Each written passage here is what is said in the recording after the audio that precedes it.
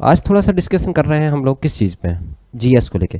काफ़ी स्टूडेंट बोल रहे थे कि सर हमको जीएस याद नहीं होता है, हाउ टू लर्न जीएस, हम लोग जीएस को किस तरह से याद कर सकते हैं, देखिएगा जी, कि जीएस को हम लोग किस तरह से याद रख सकते हैं। ठीक है, देखिएगा अब जीएस में कोई एक पोर्शन तो आता नहीं है, आपको भी पता है कि जीएस में एक पोर्शन आता नहीं है। जीएस में अपने आप में काफ़ी पोर्शन होते हैं। देखिए सबसे फर्स्ट हम लोग उठा लेते हैं हिस्ट्री, ठीक है, फिर उसके बाद में फिर उठा लिया मैंने पॉलिटी, इको, जियोग्राफी, ठीक है, हिस्ट्री उठा लिया, पॉलिटी उठा लिया, इकोनॉमिक्स उठा लिया, जियोग्राफी उठा लिया, फिर करंट अफेयर, साइंस, बहुत बड़ा पोर्शन हो जाता है अपने आप में एक जीएस का। ठीक है, इसमें मैंने करंट ऐड कर दिया सबसे पहले, ठीक है, करंट के बाद में फिर मैंने यहाँ पे ऐड कर दिया साइंस। अब चीज़ों को एक एक तरह से करके समझते हैं कि किस तरह से आप जीएस को याद कर सकते हैं। अच्छा, एक मेरे को छोटा सा एग्जांपल बताइएगा, क्या मैं आप लोगों को पहले एक मूवी दिखाऊं और फिर उस मूवी आप कंप्लीट देख लें, फिर उसके बाद में मैं उस मूवी का ट्रेलर दिखाऊं, आपको मज़ा आएगा क्या? इंटरेस्ट आएगा आपको उस चीज़ में? कि अगर मैं आप लोगों के लिए जैसे कि एक मूवी लाता हूँ, एक मूवी दिखा देता हूँ, देन आफ्टर दैट उसके बाद में मैं आप लोगों के लिए उसका ट्रेलर लेके आता हूँ, और क्या आप ट्रेलर देखना पसंद करेंगे? और पसंद करेंगे तो कितना इंटरेस्ट के साथ में पसंद करेंगे? सबसे पहले मैंने आप लोगों के लिए एक मूवी दिखाई, देन आफ्टर दैट मैंने उसका ट्रेलर आया, तो आप लोग 80% इंटरेस्टेड थे, चलिए ट्रेलर भी देख लेंगे। 20% इंटरेस्टेड नहीं थे, क्यों? हमने मूवी देख ली तो अब ट्रेलर का क्या देखना, क्यों? सही है ना? तो वही वाला क्वेश्चन, वही वाला कॉन्सेप्ट इसमें आके लागू होता है। ठीक है ना? किस तरह से देखिएगा, वही वाला कॉन्सेप्ट यहाँ पे आके लागू होता है। देखिएगा एक्चुअली क्या होता है, जब आप लोग हर चीज़ को theory theory theory theory theory type में पढ़ते हो तो आप लोगों का दिमाग थोड़ा सा कम काम करना स्टार्ट कर देता है कि sir theory theory theory theory. देखिएगा हर चीज़ का एक सीक्वेंस होता है। देखिएगा अगर जिन स्टूडेंट को इंटरेस्ट नहीं है जीएस पढ़ने में, तो सबसे पहले मेरा ये मानना है, मेरा ये सजेशन है कि आप लोग सबसे पहले प्रैक्टिस कीजिएगा। ठीक है, सबसे पहले आप लोग प्रैक्टिस कीजिएगा। प्रैक्टिस किस चीज़ की कीजिएगा? प्रैक्टिस आप लोग कीजिएगा एमसीक्यू क्वेश्चंस की, जिसमें 4 ऑप्शन होते हैं।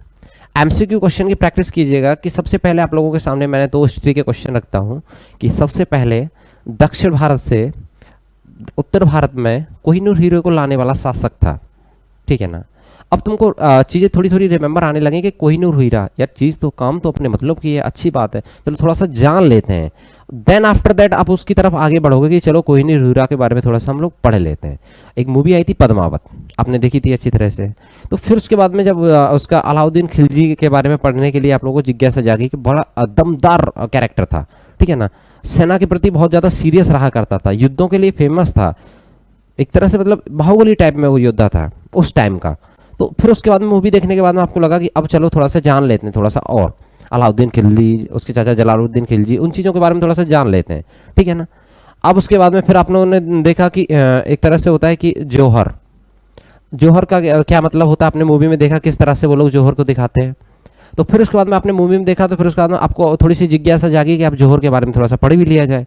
तो उसी तरह से आप अगर एमसीक्यू क्वेश्चन पहले लगाएंगे, अगर आप एमसीक्यू क्वेश्चन अगर पहले लगाएंगे, तो उससे थोड़ा सा आपको टॉपिक के बारे में पता चल जाएगा कि आपको किस टॉपिक की तरफ रुझान करना है, किस टॉपिक पे कितना पढ़ना है। फिर आपको कोई भी एरा गैरा ऐसे करके आपके मतलब माइंड को ब्रेन वॉश नहीं कर सकता कि आप ये पढ़ लीजिए तो सिलेक्शन हो जाएगा, वो पढ़ लीजिए तो सिलेक्शन हो जाएगा।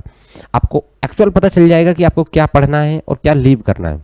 देखिएगा अब उसमें कोचिंग टीचर्स का क्या रोल रहता है? तो कोचिंग और टीचर्स कुछ नहीं करते हैं। कोचिंग और टीचर्स का सर इतना सा रोल रहता है कि अगर उन चीज़ों को समझने में आपको 100 हार लग रहे हैं, तो टीचर उसे थोड़ा सा इजी करके आपको 60 यानी 60 हार में आप लोगों को कम करके आप लोगों की थाली के टाइप में परोस के आपको दे देगा। टीचर का काम यह होता है, बहुत बड़े कंटेंट को छोटे में कन्वर्ट करके आप लोगों के सामने इजी भाषा में पेश करना, वो टीचर का काम होता है। ठीक है ना? उसके थ्रू आप चीज़ों को समझ सकते हैं।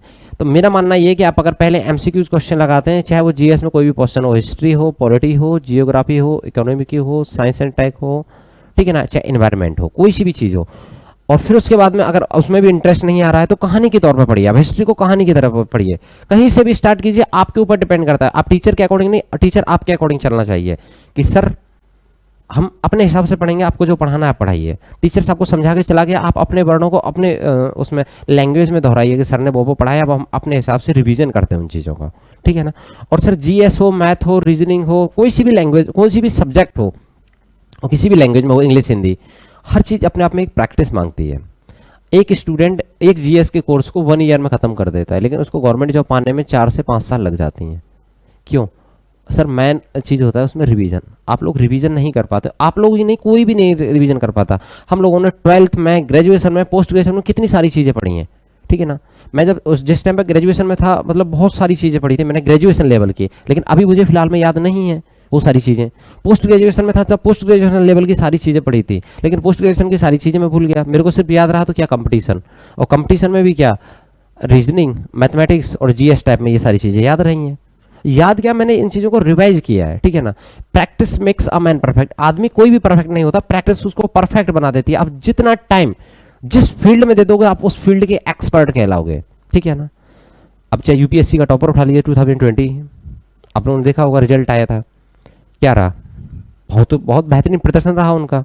शुभम कुमार नाम है उनका, बिहार के रहने वाले हैं। देखिए मेहनत इतनी खामोशी से करो कि सफलता शोर मचा दे। डिपेंड नहीं करता कि आपके रिलेटिव, आपके फ्रेंड्स क्या कहते हैं आपके बारे में, डजेंट मैटर, वो चीज़ मैटर नहीं करती। आप अपने आप को कहाँ न्यूट्रलाइज करते हैं, अपने आप को कहाँ रख के अपने आप को एक तरह से देखते हैं, वो डिपेंड करता है, ठीक है ना। चलिए बात करते हैं अब। देखिए सर, हिस्ट्री को आप कहानी की तरह पढ़ सकते हैं। कहानी की तरह किस तरह से? राजा महाराजाओं की कहानी हमने बचपन में भी सुनी है, आपने भी सुनी है बचपन में, ठीक है ना। उन सारी चीज़ों को आप कहानी की तरह पढ़ सकते हैं। फिर उसके बाद में पॉलिटी को तो सर जितना आप ज़्यादा डीप में पढ़ेंगे, मैं उतना ही आपकी लाइफ से रिलेटिव चीज़ है ये, लाइफ टाइम आपके लिए काम आएगी। हमारा कॉन्स्टिट्यूशन है वो भी आपको लाइफ भर काम आएगा। ये चीज़ आप एग्जाम के लिए नहीं पढ़ सकते, ये चीज़ अपनी लाइफ से रिलेट करके पढ़ सकते हैं, ठीक है ना।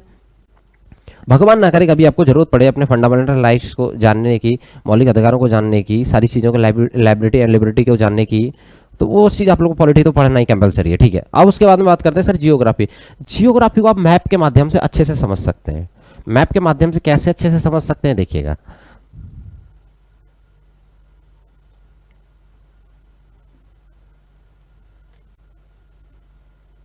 जैसा भी बन रहा है वैसा थोड़ा सा एडजस्ट कीजिएगा, ठीक है। अब उसके बाद में देखिएगा, अब थोड़ा सा देखते हैं फॉर एग्जांपल। अब एक बात बताइएगा, अब अगर तुमसे पूछे कोई हिमालय कहाँ है, तो एक बात बताइए, साउथ में इस वाले एरिया में तो हिमालय है नहीं। यहाँ पे आपको भी पता है कि हिमालय नॉर्थ साइड में, तो हिमालय का जो पोर्शन होगा ये वाला पोर्शन होगा, ठीक है ना। ये वाला सारा पोर्शन हिमालय का होगा। कितने भागों में बांटा गया है, वो सारी चीज़ जियोग्राफी में अंदर पढ़ेंगे आप लोग। फिर उसके बाद में आपसे पूछा जाए, नॉर्थ ऊपर की साइड होता है, साउथ नीचे की साइड होता है, ईस्ट इधर साइड में होता है, वेस्ट इधर साइड। अब पूछ ले जाए ईस्ट के स्टेट कौन से, 7 सिस्टर जिनको बोला जाता है। यानी कि मैप से आपको चीज़ें क्लियर हो जाएंगी, ठीक है ना। मैप से आपको चीज़ें क्लियर हो जाएंगी और अच्छे से आप समझ भी पाएंगे उन चीज़ों को। तो मैप के माध्यम से आप जियोग्राफी को प्रैक्टिस करो। एक बार आपने प्रैक्टिस कर लिया, एक बार रिवीजन कर लिया, तो आप भूल नहीं पाएंगे जब तक आप गवर्नमेंट जॉब ले नहीं लेते, ठीक है ना। अब उसके बाद में करते हैं सर इकोनॉमी की तो आपकी लाइफ से रिलेटिव है।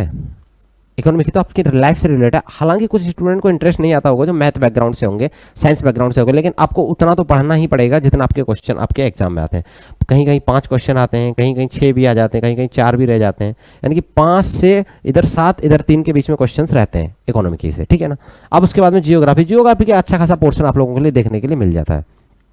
एग्जाम्स की बात करें, आरआरबी का कोई भी एग्जाम्स उठा लीजिए, ठीक है ना। Railway group D, NTPC, CISF, ये सारे एग्जाम, एएलपी टेक्नीशियन, ये सारे railway ministry of isolated category, ये सारे एग्जाम में उसी तरह से जिस तरह से किसी में 40 नंबर की जीएस है तो उसमें लगा लीजिए 3 से 4 क्वेश्चन, किसी में 60 नंबर की जीएस है तो उसमें 5 से 6 क्वेश्चन, इस तरह का वेटेज रहता है, ठीक है ना।